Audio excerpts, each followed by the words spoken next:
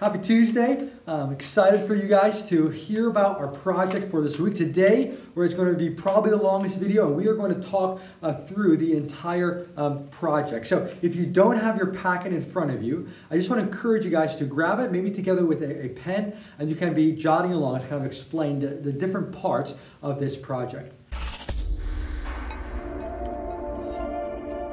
Now, this is supposed to be a project that connects to your creativity, and so I'm really excited to see what you guys are going to do with this.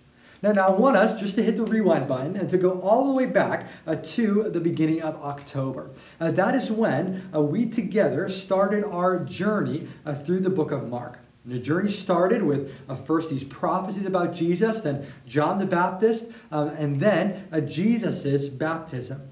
And that is when John was baptizing Jesus, that the heavens opened and God said, "This is my beloved Son. This is my Son."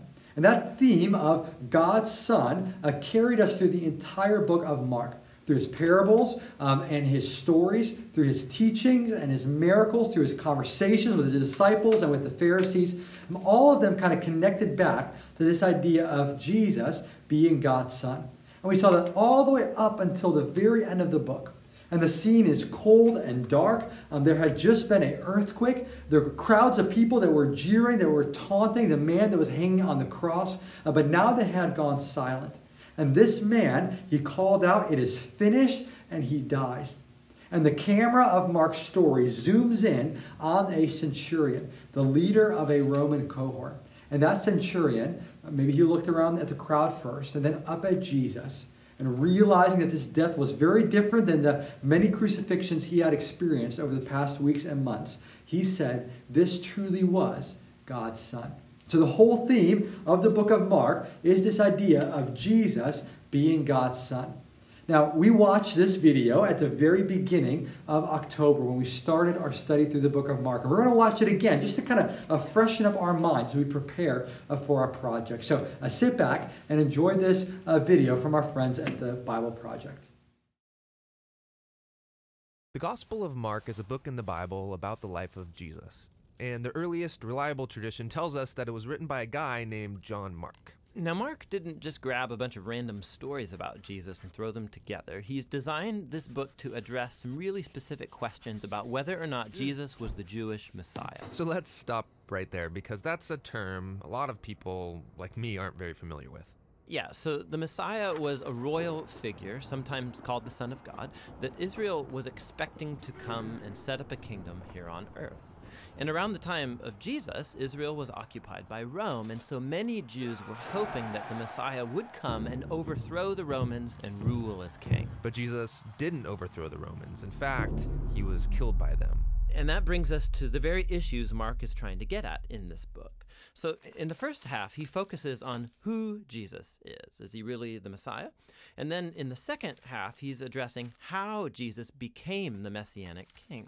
And then right here in the middle of the book is this pivotal story that brings the two halves together, and Jesus answers both of these questions. Okay, so let's talk about the first half of the book, who Jesus is.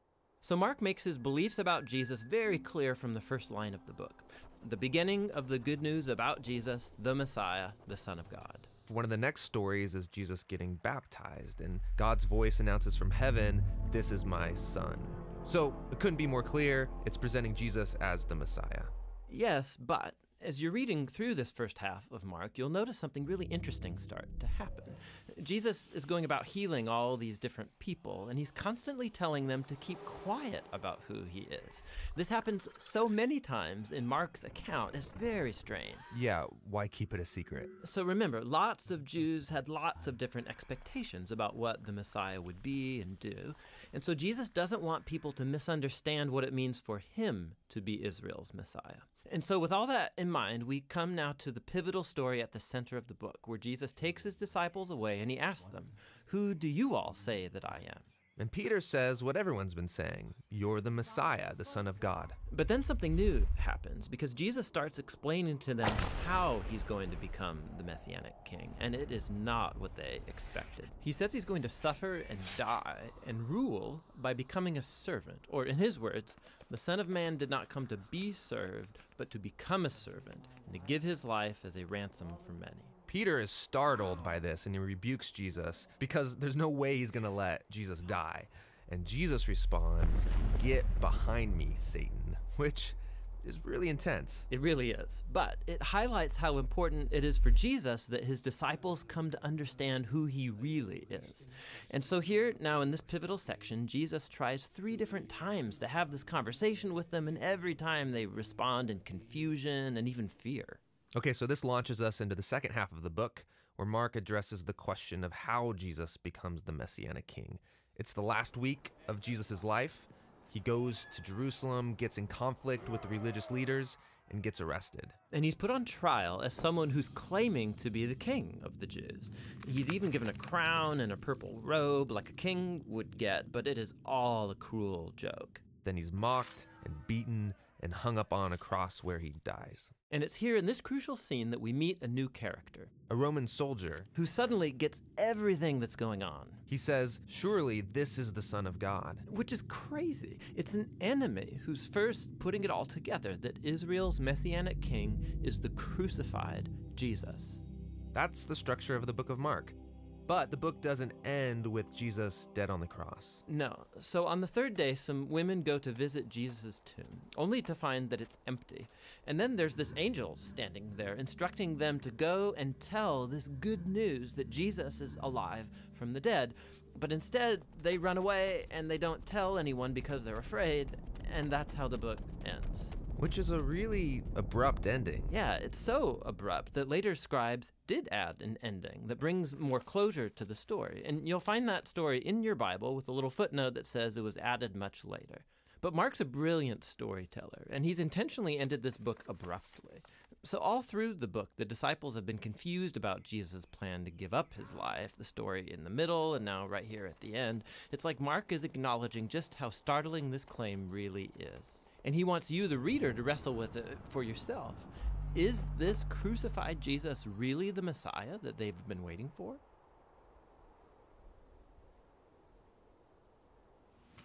Amazing video by the Bible Project. In fact, if you were ever bored back home, if you don't have enough homework for this week, and you are surfing YouTube, definitely go to the Bible Project. They have over 140 videos that are just amazing to watch about different parts of the Bible. Now we're going to go back to our packet. We're going to look at the different guidelines for the assignment. Now the assignment for this week is a timeline. You're going to be creating a creative timeline of the story of Mark. And that creativity piece is super important because that will be the biggest chunk of your grade. So let's read through some of the guidelines, the things that I absolutely need in your assignment. But you can almost see that as kind of like a baseline. So to get a good grade, to pass for this assignment, you need to do these 5 or 6 things. But to get a really good grade, you're going to have to be creative. Okay, so there are things that have to be, and we can almost call them maybe the foundation of our timeline. And then it's up to you to present that in the most creative way possible. So let's just start off. Your timeline needs to have, first thing is 20 or more key events of the book of Mark with a 1-sentence summary. So I imagine you draw a timeline and you have all lines on that, and one of those lines might have the story of Jairus' daughter being raised from the dead. And so you will summarize that in 1 sentence, and you could say Jesus raises Jairus' daughter from the dead, showing that he is powerful. And it can really be anything, as long as I know what story that is about. So 20 or more events that are found in the book of Mark. Now, there are over 70 events that are recorded in our book of Mark, in that gospel. And so you should have no problem finding 20 events. Next, you'll need to have references for those 20 events. So going back to the example of the story of Jairus, you might say Jairus' daughter is saved from the dead, Mark 5. Okay, so you're going to want to have a reference that is included there with a chapter and a verse. So 20 events, 20 references. Next, 15 or more doodles/drawings. Now, you all know what those doodles or drawings need to look like or could look like because we have been doing those in class for quite some time now. Now, you are allowed to take from your worksheets and put them on your timelines. You are more than welcome to take some of your drawings and put them on the timeline, as long as you are the one that is drawing them. So 20 stories, 20 references, 15 of those stories need to have a drawing or a doodle, and that's a place where you could be exceptionally creative. Next, there need to be 4 story strips, and I'm just going to point you back to the worksheet that is in your packet, and that will explain a little bit more what I'm looking for. But basically what I'm looking for is that you pick 4 stories and you make a short cartoon of that, and you fill in that story strips. Now, you are allowed to cut those story strips out and glue them onto your timeline, or you can use a tape, of course. The second to last one says multiple colors, so I'm not just looking for you to use your pen. I'm looking for multiple colors there. And then your timeline is supposed to be neat and organized, okay? So space the things well, write neatly, draw carefully. If I might even encourage you to start with pencil and then kind of add markers and or pen there, okay? So those are the 5 or 6 things that absolutely need to be in your work, in your timeline. But like I said already, that is kind of baseline. That's the foundation. That's the minimum that I'm looking for a really good grade. You're going to have to show me some creativity as you kind of figure all of this out. Again, I'm very excited to see that. So that's the first part of the assignment. The second part, and you can do them in whatever order you want, you need to write a 2-paragraph paper explaining your timeline following the outline below. Okay, so in the first paragraph, you're going to write what is unique, special, or creative about my timeline. So you're all drawing a timeline about the story of Mark, but what makes mine different? In the second paragraph, answer these 2 questions. There are over 70 stories in the book of Mark. Why did you choose the ones that were on your timeline? So you might want to say something along the lines of how they all connect to the story, the main theme of Jesus being God's Son. And then secondly, how do these stories connect to the theme in the book of Mark? So how do these stories connect to the theme in the book of Mark? Now, you will then, lastly, the third part is turning into 2 feedback sheets. Don't worry about that. We will talk about that more on Wednesday or Thursday. Now, the paper will be graded on these 3 things. They're FCAs at the bottom of your worksheet. Number 1, is it creative? Okay, am I seeing some creativity? And then secondly, is the writing prompt followed? Are you hitting all these check marks? Are you doing what I was looking for? And then lastly, did I turn in my peer feedback sheet and explainer? Okay, and so we'll talk about those 2 things a little bit more later on in the week. Now, like I said, I am not there to answer any questions, and so what I'm looking for is for you to give it your best shot, okay? And so if you turn out doing this assignment a little bit different because I wasn't there to answer any questions, that is okay. What is not okay if you just sit back and say, Mr. Brussel isn't there, and so I can't do any part of this assignment, okay? So I'm looking for effort and for you to put some of the things that we've been talking about into practice. So happy writing, doodling, timeline creating, and we will see each other again tomorrow. On the check-in for this morning is what are the FCAs, and then you'll have a space to write any questions to me as possible. So I will see you all again tomorrow.